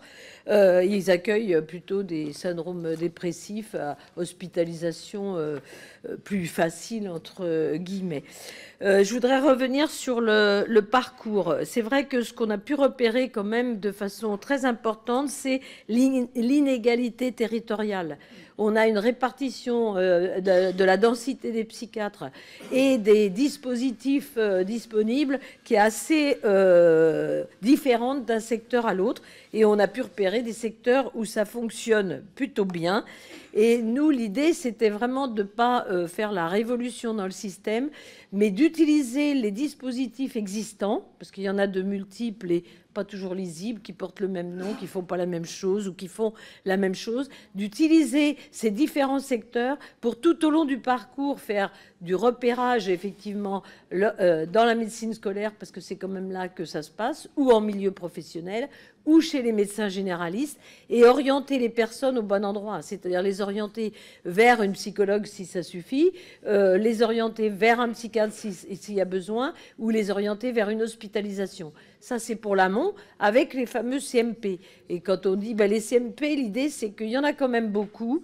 Il y a des endroits où ça fonctionne bien, et il y a des endroits où on peut regrouper avec les équipes mobiles ou avec des dispositifs existants pour élargir les possibilités d'accueil, parce qu'on s'aperçoit que ça fonctionne en journée dans des horaires type sécurité sociale, on va dire, et qu'on pourrait élargir, on pourrait ouvrir le samedi matin, on pourrait ouvrir à des vacances scolaires, de manière à accueillir plus de monde en amont, mais aussi en aval. Et ça, c'est aussi toute ce chemin-là, je dirais, qui aujourd'hui se fait un peu en silo et pour lesquels on manque de coordination entre les différents secteurs. Donc c'est ça aussi l'intérêt de développer des choses qui existent déjà sans en créer des différentes. L'autre chose, c'est sur les médecins généralistes, effectivement, sont aussi une voie d'entrée des troubles psychiques ou psychiatriques. C'est 30% de leur clientèle. Aujourd'hui, on s'aperçoit qu'on a une grosse difficulté dans la prise en charge par rapport à la formation et par rapport à la prescription. Et on a vu des secteurs, notamment à Lille, je crois que c'est Lille, parce qu'on a tellement circulé, ou à Lyon, où on a en fait un contact téléphonique direct avec un psychiatre pour le médecin généraliste qui lui permet d'adapter des prescriptions de manière plus affûtée que ce qu'on voit aujourd'hui. Quand il y a un rapport qui va sortir du Haut Conseil de l'enfance en janvier sur les psychotropes utilisés pour les jeunes, c'est quelque chose d'assez épouvantable avec les effets secondaires qui vont avec. Sur les soignants, on a repéré différents niveaux. Pour les infirmières qui exercent dans le milieu de la psychiatrie, c'est souvent une demande d'avoir un module complémentaire de formation parce qu'il n'y a plus le tutorat qui existait avant avec les anciennes infirmières issues de la psychiatrie. Il y a effectivement la demande d'avoir des infirmières en pratique avancée parce que là où on l'a vu, ça fonctionne parfaitement bien. Et puis après, il y a les psychiatres. Et il y a les conditions où on a vu aussi des exercices différenciés entre les horaires en 8 heures, en 10 heures, en 12 heures, pour accepter plus facilement la charge. Et puis aussi, évidemment, l'harmonisation des primes, parce qu'on s'est aperçu qu'il y avait des primes qui étaient distribuées pour certains secteurs et pas d'autres. Et les salaires, évidemment, mais aussi les évolutions de carrière potentielles dans ces secteurs-là. Donc, il y a quand même des choses qu'on peut davantage pousser, à mon avis. Je ne sais pas si on a répondu à tout. Voilà, mais sans doute pas. Mais... Très bien, merci. Oui, effectivement, encore beaucoup de questions dont je vais tout de suite donner la parole à Yannick Noder. Merci Président. Simplement pour remercier Sandrine Rousseau et Nicole Dubré-Chirat qui finalement, à travers ce rapport ce matin, finalement donnent la feuille de route pragmatique de finalement cette santé mentale 2025 comme finalement grande cause nationale. Je crois que tout le monde ne discute, personne ne remettait en cause le fait de mettre cette cause au niveau national en évidence. Maintenant, on a vraiment quand même le parcours avec effectivement un plan d'action et une stratégie. Et je suis tout à fait d'accord avec vous. Et franchement, je crois qu'on sera tous derrière pour que vous puissiez continuer à faire vivre cet événement au-delà du rapport dès les premiers mois de l'année 2025, que ça soit effectivement avec un colloque, on peut se redire les choses différemment, de pouvoir pousser cette proposition de loi transpartisane qui peut être une émanation d'ailleurs de la Commission. Je crois que ça aurait aussi du sens de redonner le rôle au Parlement, que ça puisse être émané de la Commission. Et puis surtout, on aura possiblement l'occasion peut-être de retravailler un PLFSS 2025, donc un peu comme il avait été fait sur les soins palliatifs, de pouvoir se dire dès qu'on va aborder ce PLFSS, de pouvoir justement y mettre les moyens, parce que tout ça, il y a de l'organisation, il y a de la stratégie, mais il y aura nécessité de financement et ça va pouvoir nécessiter plusieurs budgets. Il faudra bien que sur ce sujet-là, on puisse avoir une vision pluriannuelle et rien ne nous empêche, au sein de la Commission, sur certains sujets qui nous paraissent particulièrement importants, d'avoir nous-mêmes cette vision transpartisane. J'évoquerai juste deux sujets. N'oublions pas les psychologues dont on a favorisé l'accès direct lors du précédent PLFSS et de bien pouvoir mettre le distinguo avec les IPA. Je pense qu'il faut aussi qu'on évoque bien les réseaux sociaux et TikTok. Vous avez vu les premiers plaintes de parents avec toutes ces jeunes filles, notamment, qui ont suivi TikTok et du fait de leur profil, c'est arrivé jusqu'à leur donner des tutos pour réussir leur suicide. Donc je pense que cette explosion de chiffres chez les plus jeunes est important. Et puis le dernier point, c'est surtout de ne pas oublier le territoire, parce que je crois que ces numéros d'urgence réservés aux professionnels pour donner sur ces parcours complexes, on sait le faire dans l'insuffisance cardiaque, on sait le faire dans la prise en charge autre, et bien faisons-le sur la psychiatrie. Je crois que ça aidera les acteurs de territoire et les acteurs du quotidien. Merci. Thibault Bazin. Merci, Monsieur le Président. Mesdames les rapporteurs, merci pour votre travail de votre mission d'information sur la prise en charge des urgences psychiatriques qui arrive au bon moment, à la veille de cette année 2025 dédiée à la santé mentale, comme l'a souhaité Michel Barnier. Mes chers collègues, les détresses pouvant aller jusqu'au suicide nous questionnent et interpellent notre société. Aurions-nous pu l'éviter? Un autre accompagnement aurait-il pu l'éviter? Les évolutions semblent avoir accru dans notre pays ces situations de mal-être. Nous devons y répondre et votre rapport nous permet de mieux appréhender ce défi. J'ai deux questions. Votre recommandation numéro 19 invite à une augmentation des effectifs en formation initiale notamment, mais il y a déjà des places actuelles d'internes en psychiatrie qui restent vacantes. Dans quelle mesure votre recommandation numéro 20, à savoir le renforcement de l'attractivité des métiers de la psychiatrie, pourrait contribuer à y pourvoir? Deuxième question, votre recommandation numéro 16 appelle à garantir une offre de soins pédopsychiatriques homogène et adaptée aux besoins sur tout le territoire. L'objectif peut faire consensus ici. Mais la question cruciale est davantage de comment le permettre concrètement. Les soins pédopsychiatriques supposent des hyperspécialisations, souvent concentrées dans les hypercentres de métropole. Avez-vous appréhendé la question du parcours de soins pour ces plus jeunes, notamment pour ces plus jeunes filles, permettant cet accès visé?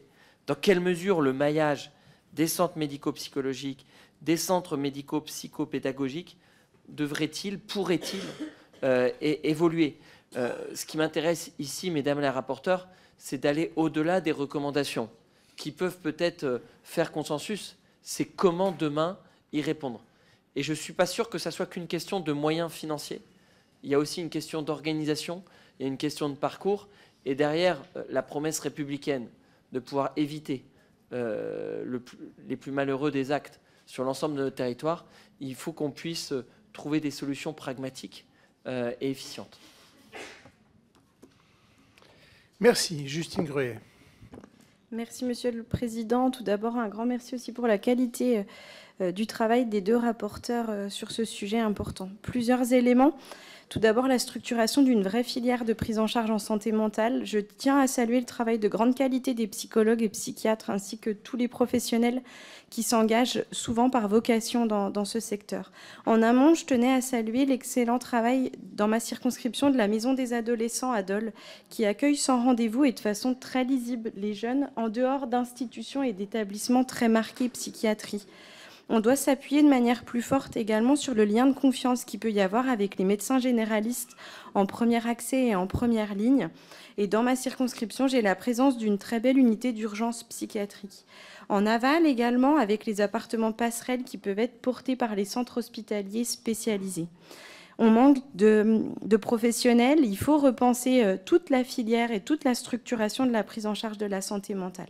J'aurai 2 questions et 2 remarques dans le même temps sur le rôle délétère des réseaux sociaux. On en a parlé en commission des affaires culturelles, mais en termes de santé mentale, nos jeunes sont en pleine construction de personnalité, de maturité cérébrale, et je pense qu'ils ont une difficulté d'appréhension des relations humaines par le biais de ces réseaux sociaux. Et une deuxième question sur les enjeux de Mon Psy et moi, qui sont un dispositif dont le conventionnement ne tient pas suffisamment compte de la valeur ajoutée des psychologues et de leur manière de travailler. Et je pense que c'est une usine à gaz qui exclut des professionnels de qualité et qui ne garantit pas un accès suffisant à ces dispositifs. On aura besoin de tous les professionnels de santé pour accompagner notre société, mais nous avons aussi besoin que tous les Français reconstruisent une société qui prend soin de l'autre et qui accompagne chacun dans les difficultés qui peuvent être traversées. Inspirons-nous des territoires pour proposer des solutions pragmatiques. Merci beaucoup. Cyril Isaac-Sibyl. Merci, Monsieur le Président. Mesdames les rapporteurs, merci pour ce rapport.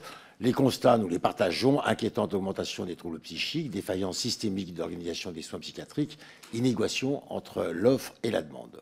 Dans vos recommandations, vous préconisez de renforcer l'offre de soins de premier niveau pour une prise en charge précoce, homogène, pour prévenir les urgences psychiatriques. Je me permets de faire 2 contributions à votre rapport. Vous proposez de mieux outiller les médecins généralistes et de renforcer les moyens des centres médico-psychologiques. Dans le Rhône, effectivement, certains professionnels de santé contractualisent avec les hôpitaux locaux psychiatriques via les CPTS, les contrats locaux de santé mentale, afin de fluidifier le parcours entre la ville et l'hôpital.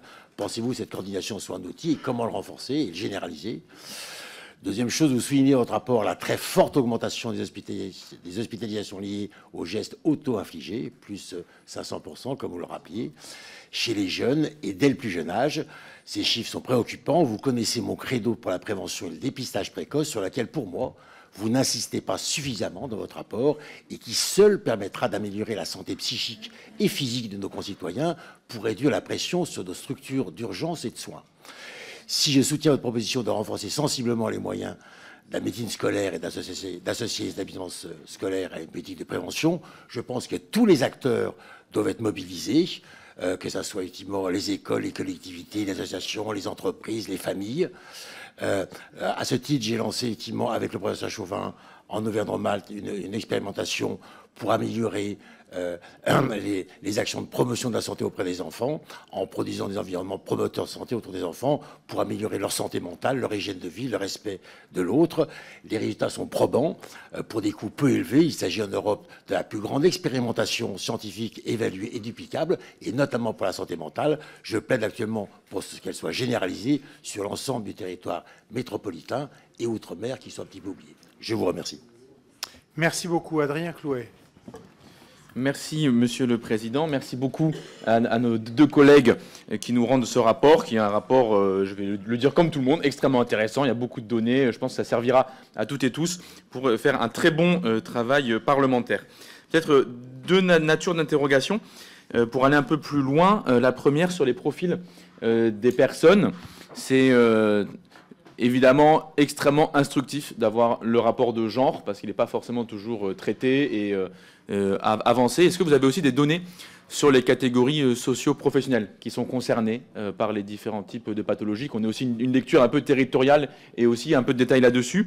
Et deuxièmement, je trouve que le rapport montre également de manière extrêmement instructive à quel point le secteur de la psy est un marché capitaliste avec son taux de profit. et que ce marché n'est pas tombé du ciel, hein, il a été créé, bon ça vous revenez dessus, le nombre de lits dans le public a été divisé par 3 depuis les années 80, tandis qu'il y avait la logique rigoureusement inverse du côté du privé, donc ça a été délibérément une politique de mise en place d'un marché privé lucratif, capitaliste, des soins en psy. Dès lors, ce marché, non seulement on peut le condamner moralement, ça c'est mon point de vue, mais on peut aussi constater qu'il est en crise, hein. Je rappellerai que aussi bien Clinéa, Emeis que Ramsay ont des cours en bourse qui baissent, donc non seulement c'est moralement discutable, mais en plus c'est économiquement inopérationnel, et donc ils sont mauvais, même en faisant du capitalisme. Dès lors, qu'est-ce que vous pensez de la question du transfert de propriété? Est-ce qu'il ne faudrait pas se poser la question d'élargir le secteur public, de racheter des cliniques privées, de éventuellement les nationaliser, pour employer le terme qui couvre là-dessus? Bref, faire en sorte qu'on ne soit pas uniquement contraint, enfin on ne soit pas uniquement dans une perspective où on doit réguler l'action du privé pour réussir à faire au mieux, mais où tout simplement on en prenne le contrôle lorsqu'ils ne savent pas faire, ou qu'ils font mal, ou qu'ils maltraitent les gens. Merci. Fabien Di Filippo. Merci beaucoup, Monsieur le Président, et merci à Madame les rapporteurs. Je suis encore un peu sous le choc de cette proposition qui vient d'être faite de nationaliser les cliniques. Tout ce travail, mesdames, tout ce travail pour en arriver à une proposition de nationalisation des cliniques. C'est tout l'inverse dans votre rapport. J'espère que vous en êtes aussi chagrinés que moi. Vous pointez à juste titre la baisse du nombre de pédopsychiatres, la démographie médicale, mais elle est le corollaire aussi. Il faut qu'on soit très vigilant collectivement sur la baisse de la natalité, la baisse démographique dans notre pays, et une certaine vision de l'enfant et de la famille qui serait parfois véhiculée dans nos sociétés. Je me tourne particulièrement vers Madame Rousseau. Et donc j'axerai mon propos sur la prévention, parce que vous parlez de l'éco-anxiété comme d'un fardeau très lourd à porter pour notre jeunesse. Et peut-être qu'à ce niveau-là, effectivement, dans les cours, il faut remettre un maximum de rationalité. Mais moi, je vois des facteurs bien plus importants. Je parlais de la déstructuration des familles. Je parlerai encore plus de 2 autres. Le premier, l'augmentation de la consommation de stupéfiants chez les jeunes, et de plus en plus jeunes.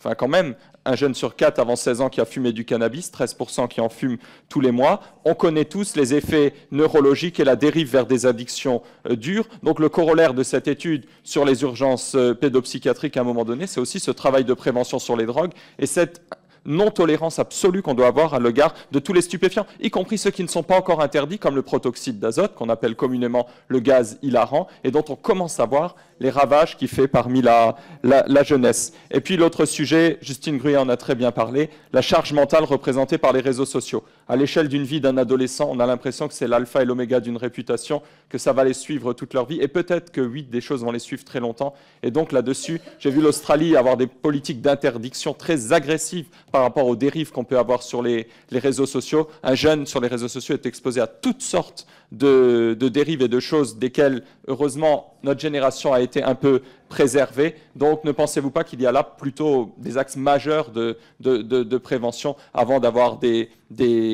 lubies un peu écotopistes? Merci beaucoup. Serge Muller. Merci, Monsieur le Président. Mesdames les rapporteurs, merci pour la qualité de vos travaux, mes chers collègues. Votre rapport met en évidence des défaillances structurelles et organisationnelles majeures dans la prise en charge des urgences psychiatriques, notamment la saturation des services, le manque de lits disponibles et une pénurie alarmante de professionnels. Mais ce que je trouve particulièrement préoccupant, c'est l'impact direct des choix politiques récents, notamment lors de la pandémie Covid-19, sur l'aggravation de ces problèmes.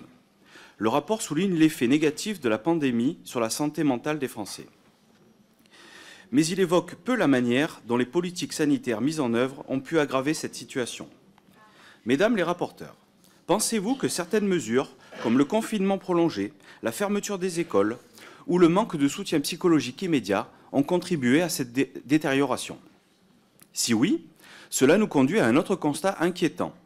Les professionnels de la psychiatrie, déjà en tension, avant la crise, ont-ils été insuffisamment consultés ou même écartés lors des décisions stratégiques? Par ailleurs, alors que la pandémie a amplifié les besoins en psychiatrie, le rapport met en lumière un manque criant d'attractivité dans ce secteur. Les mauvaises conditions de travail, les rémunérations insuffisantes et la stigmatisation du métier dissuadent de nouveaux praticiens et paramédicaux de s'engager. Dans ce contexte, quelles recommandations concrètes peuvent être mises en œuvre rapidement pour valoriser ces métiers et garantir que le professionnel de la psychiatrie soit mieux intégré au processus décisionnel? Cela permettrait non seulement de répondre à l'urgence actuelle, mais aussi de prévenir une crise similaire à l'avenir. Je vous remercie. Merci. Arnaud Simion. Oui, Monsieur le Président, chers collègues, d'abord des remerciements qui ne sont pas convenus, bien évidemment, des remerciements sincères à vous deux qui avez travaillé, qui avez mené un gros travail.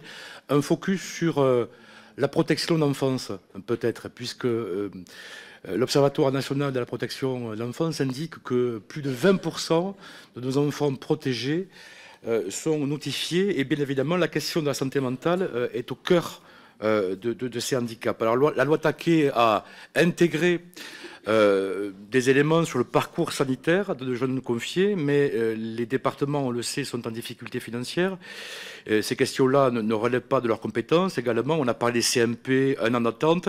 Moi, j'aimerais seulement vous poser une question. Vous avez indiqué que le travail continuait, je m'en réjouis. Sur la base de la recommandation 17, avez-vous l'intention de vous rapprocher d'Isabelle Santiago, la rapporteure de la commission d'enquête sur les manquements des politiques publiques de l'aide sociale à l'enfance, pour évoquer justement ces sujets? Je pense qu'il y aurait du sens à pouvoir vous rapprocher des commissaires de cette commission d'enquête. Très bien, merci. Jérôme Guedj. Merci, Monsieur le Président. À mon tour, pour saluer le travail. C'est vrai que les urgences sont en crise en général, la psychiatrie est en crise en général, alors les urgences psychiatriques, c'est une sorte de double crise. Et vous mettez, c'est assez édifiant, par la porte d'entrée des urgences, la réalité de la faillite dans laquelle se trouve la psychiatrie publique, et pas que dans notre pays. Moi, je voudrais insister sur un point que vous mentionnez. La recommandation 6 porte sur les personnes les plus vulnérables. Et Sandrine Rousseau l'a évoqué, la question de la gérontopsie et de l'accompagnement des personnes âgées confrontées à des décompensations psychiatriques parfois importantes. On l'oublie trop souvent, c'est un tabou invisibilisé, mais le taux de suicide des personnes âgées, la prévalence du suicide chez les personnes âgées est plus importante que la prévalence du suicide chez les jeunes. C'est plus de 3000 personnes âgées qui mettent fin à leur jour chaque année. Et là se pose la question de la politique d'accueil, évidemment, dans les urgences, et le rapport le dit, c'est pas fait pour. Et donc, dans la prévention, moi, je voudrais attirer collectivement notre attention sur la nécessité de développer, alors même si toutes les personnes âgées ne sont pas en EHPAD, mais de systématiser la relation entre les EHPAD et les secteurs de psychiatrie, de systématiser le déploiement et les conventions entre les EHPAD et les équipes mobiles de gérontopsie qui existent depuis 2007, mais dont le niveau de déploiement demeure insuffisant. Et puis le gros trou dans la raquette qui est celui des personnes âgées à domicile, avec le phénomène amplifié de l'isolement pour celles-ci. Merci beaucoup. Chantal Jourdan. Oui, merci Monsieur le Président. À mon tour, je veux vraiment remercier les rapporteurs pour leur travail et puis les propositions qui sont faites. Alors, je vais juste aborder deux points. Premier point, vous posez le principe que les urgences psychiatriques seraient évitées si on avait suffisamment de ressources donc en amont et si l'accès aux soins aussi était mieux organisé. Et cela en appelant les nombreux secteurs à agir sur la question de la santé mentale de façon globale, en appelant le secteur médico-social, éducation nationale, aide sociale à l'enfance, etc. Alors, ma première question pour une meilleure coordination, est-ce que vous pensez qu'un délégué interministériel donc sur les questions de la santé mentale favoriserait une vision pluridisciplinaire et donc permettrait d'améliorer donc les parcours? Et puis, deuxième question sur le temps de l'urgence, hein, pour lequel aujourd'hui il faut répondre, hein, tant il y a de manque évidemment en amont. Vous parlez très souvent d'ailleurs de situations de violence, hein, assez terribles. Et à ce sujet, je voudrais savoir donc, vous avez évoqué quelquefois l'intervention d'équipes de liaison, mais elle ne semble pas développée partout. Et je voudrais savoir donc, est-ce que vous pensez d'abord que ces équipes de liaison vraiment pourraient faciliter, en tout cas, l'accueil, prévenir donc les situations de violence, et surtout aussi permettre de peut-être mieux organiser aussi le suivi. Voilà, je vous remercie. Merci beaucoup. Et puis, comme dernière oratrice inscrite, Christine Le Nabour. Merci, Monsieur le Président. Merci aux rapporteurs pour vos travaux et votre rapport qui se veut une contribution à la mise en œuvre d'une politique ambitieuse adaptée aux besoins psychiatriques et de santé mentale. L'organisation des parcours de prise en charge en psychiatrie dépend aussi des politiques de prévention, du repérage des situations de souffrance psychique et de l'organisation des suivis psychologiques. Donc, il faut améliorer la réponse de premier niveau de la souffrance psychique et la mobilisation collective. Vous évoquez les établissements scolaires. Je peux témoigner en tant que présidente de mission locale et qui porte un point accueil et coup de jeunes que nous sommes de plus en plus sollicités par les établissements scolaires publics comme privés, qui lancent de véritables SOS. Et aujourd'hui, nous n'avons que 2 ETP de psychologues et nous sommes complètement... les délais en fait, de rendez-vous s'allongent. Donc c'est vraiment une urgence. Vous n'évoquez pas les universités dans lesquelles nous avons les bureaux d'aide psychologique, ni l'association Nightline qui a fait un très très bon boulot, très investi pendant la crise sanitaire et depuis. Vous n'évoquez pas non plus les maisons des associations, je sais qu'il y a une collègue qui en a parlé tout à l'heure, et les PAEJ, donc les points accueil et coup de jeunes, qui sont censés en fait travailler ensemble. Je voulais savoir d'abord si vous les avez consultés, si oui, est-ce qu'ils ont fait des recommandations, en particulier sur le maillage territorial, sur la coordination des acteurs sur les territoires, parce que je pense que la plus importante des solutions, c'est ce maillage territorial et cette coordination des acteurs. Merci. Merci à vous pour toutes ces questions et remarques. Je vais maintenant vous redonner la parole, mesdames les rapporteurs, dans l'ordre que vous souhaitez. Allez, madame Rousseau. Alors, je vais répondre à une partie de vos questions très riches et merci vraiment pour leur pertinence parce que, alors, vraiment, ce rapport, peut-être on ne l'a pas dit d'ailleurs, on est rentré par les urgences précisément parce que pour une mission d'information, en fait, il fallait un point d'entrée et que les urgences nous permettaient de voir l'amont et l'aval et du coup d'appréhender par ce point d'entrée dans les soins, finalement, l'ensemble du secteur. Alors, pour répondre à Yannick Neuder, monsieur le rapporteur du PLFSS, oui, je pense qu'il faut une loi partisane, mais on l'avait évoqué dans les débats sur le PLFSS, on a manqué de points... Qu'est-ce que j'ai dit? Partisane. Transpartisane, pardon. Transpartisane. Non, c'est pas c'est transpartisane. C'est pas contradictoire. Sur le PLFSS... Sur le PLFSS, on avait relevé le fait qu'il n'y avait pas de point d'accroche et que nos amendements avaient été jugés comme cavaliers. Sur les psychologues et les IPA, on en parle beaucoup dans le rapport sur la revalorisation des IPA, sur le développement d'IPA en psychiatrie. Sur les psychologues, on n'a pas évoqué mon parcours psy, etc. Nous, on a eu des échos très différents là-dessus et vraiment très opposés. Donc voilà, je le pose comme ça parce que c'est pas toujours simple. Sur les réseaux sociaux, et vous avez été plusieurs à l'évoquer, oui, il y a un problème des réseaux sociaux. Ça, c'est indéniable. Un problème de harcèlement en ligne, un problème de tuto de suicide, c'est ce que vous disiez, mais aussi, d'une manière générale, un rapport au physique, par exemple, pour les jeunes femmes, etc. Et ça, à un moment, il va falloir quand même se poser la question de savoir, dans nos démocraties, quelle est la place de ces réseaux sociaux et à quel point ça déstabilise complètement nos sociétés. Et ça, voilà, ça dépasse le cadre de notre mission d'information, mais je me permets de le poser. Sur la maison des adolescents, elles ne sont pas présentes partout. On nous a signalé que c'était un point d'entrée très intéressant, notamment pour la souffrance des jeunes. Et donc ça, oui, pour le développer dans la loi partisane que nous allons poser.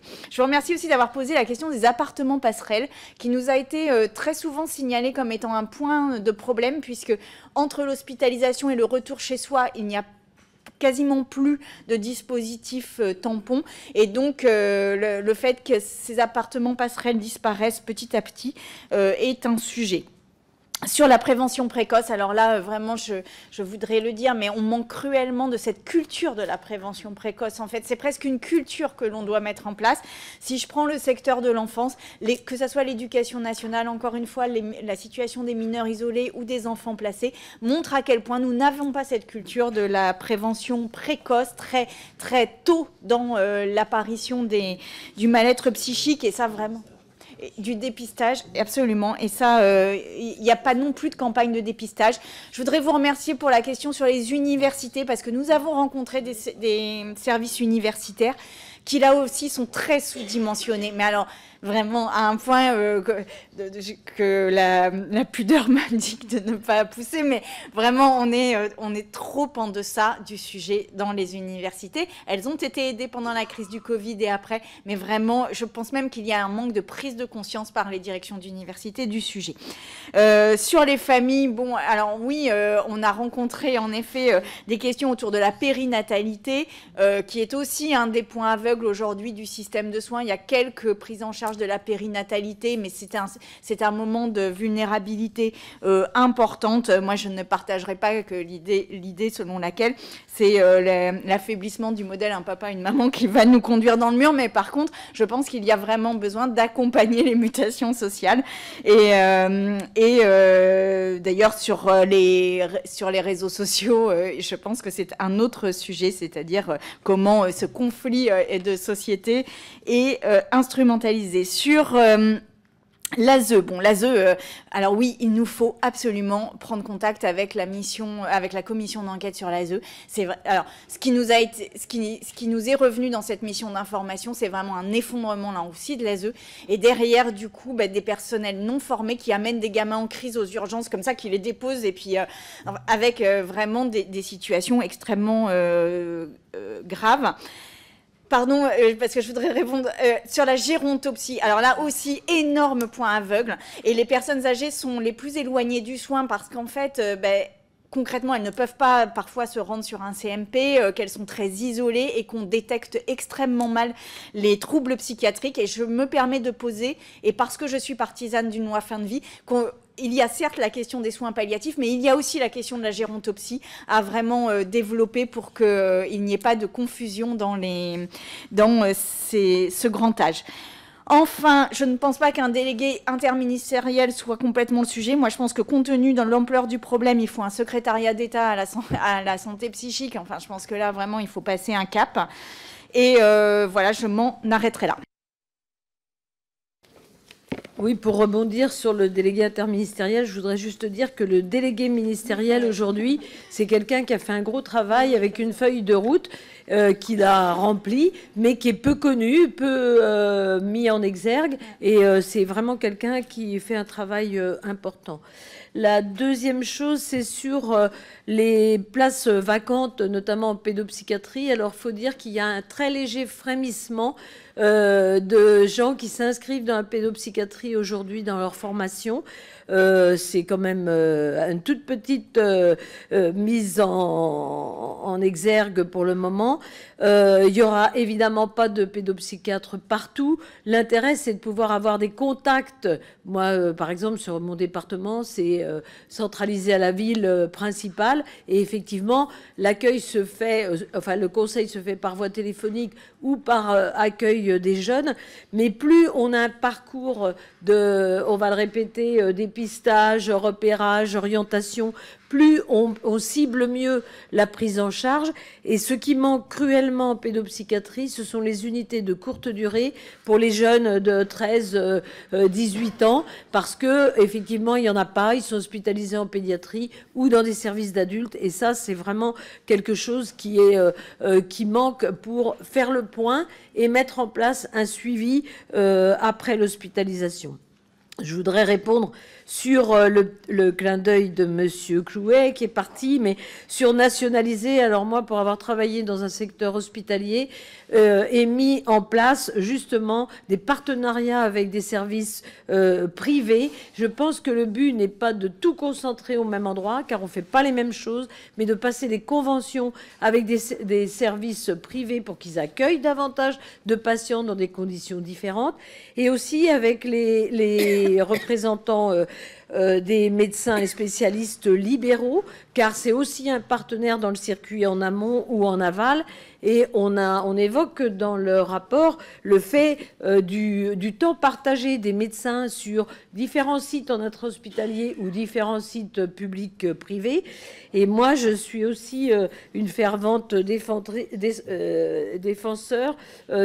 du partage aussi des astreintes, parce qu'on sait qu'aujourd'hui, les astreintes, elles reposent sur les psychiatres publics qui n'en peuvent plus et qui ça les dégoûte du métier, alors qu'on a quand même des gens qui pourraient participer davantage à l'accueil des personnes, notamment dans la période d'urgence. Je voudrais revenir aussi sur les violences. Alors, on a repéré quand même que dans certains services, il n'y a pas de violence. Il n'y a pas de violence, pourquoi? Parce qu'ils sont en nombre, ils sont formés et ils ont des protocoles de prise en charge qui sont adaptés. Et puis, il y a des endroits où c'est le désert total, où effectivement, on a de la violence, on a de la contention massive, durable, inacceptable, parce qu'il n'y a pas assez de monde, il n'y a pas assez de gens formés, etc. Donc, en fait, on peut éviter ça, la violence entre les patients, ça existe aussi, et puis envers les soignants, qui paient un lourd tribut, souvent, et qui encaissent, parce que toutes les violences ne sont pas déclarées. Hein. Donc, on est dans une sous-déclaration importante. Donc, je pense qu'on peut l'éviter, mais ça évite aussi, c'est aussi le fait de prise de conscience. Alors, je dirais aussi qu'on a des services et des dispositifs qui ont été déployés à l'énergie et à la perspicacité de personnalités fortes en psychiatrie qui ont développé des prises en charge et qui tiennent, parce qu'il y a 2-3 personnes qui sont très énergiques et dynamiques dans le domaine et qui entraînent leurs équipes, mais dont on sait que s'ils partent, la transmission n'est pas évidemment facile et qu'on risque de perdre tout ce bénéfice-là. Donc il faut aussi être vigilant sur l'installation, la durabilité et la transmission de ces équipes-là, qui sont quand même des gens extrêmement valeureux et compétents, et dont il faut maintenir les dispositifs mis en place. Ça fait partie de ce qu'on a vu dans les différents secteurs. Sur les étudiants, on a répondu. Sur les familles, c'est surtout sur la psychiatrie lourde. Je pense qu'on a encore des améliorations à faire sur l'aide apportée aux familles, sur les moments de répit, parce que c'est vraiment très, très lourd à porter quand les gens sont en phase de troubles psychiatriques lourds, de jeunes adultes ou moins jeunes, et qu'ils ont besoin de souffler en ayant des groupes de parole, mais aussi des temps de répit qu'il faut développer pour que ça soit supportable à long terme. Et puis, c'est vrai que je voudrais remercier, en tous les cas, tous les soignants, quelle que soit la catégorie, quel que soit le lieu, qui nous ont accueillis. Ils avaient beaucoup de plaisir à nous accueillir, beaucoup d'attentes. Et ils sont effectivement dans la demande que des actions puissent être mises en place assez rapidement pour éviter des difficultés supplémentaires et des accidents graves, comme on a pu voir, ou des pertes aussi de soignants par manque d'attractivité, et puis des pertes de chance pour les soignés. Donc merci à tous ceux qui œuvrent au quotidien. Très bien. Bah, écoutez, sur ces mots de conclusion, il me reste à vous remercier, moi aussi, vraiment de la qualité de ce travail, mais elle a été soulignée par tous les orateurs, remercier les administrateurs, remercier de ce travail de fond qui va vraiment permettre d'être un point de départ pour des réflexions futures. Et on voit qu'il y a un appétit collectif général pour s'emparer de vos propositions, les travailler et pour qu'il y ait une poursuite de fait à ces travaux. Donc vraiment un grand merci. On est tous d'accord, évidemment, pour la publication de ce rapport, et c'est une question qu'il me faut formellement vous poser, donc je la pose, mais je connais la réponse au vu des interventions. Non, mais je pense que c'est important, parce que c'est vraiment des travaux qui permettent de crédibiliser, si tant est qu'il y a eu besoin de le faire, mais les travaux de notre commission, et de montrer qu'effectivement, on fait œuvre utile, transpartisane bien sûr, mais surtout œuvre utile pour la réflexion collective, et c'est bien de le dire aussi. Bon, merci à vous tous, et puis donc, on se retrouve... peut-être, on verra, quand on a des travaux divers et variés à travailler. Mais non, mais moi... Merci à tous.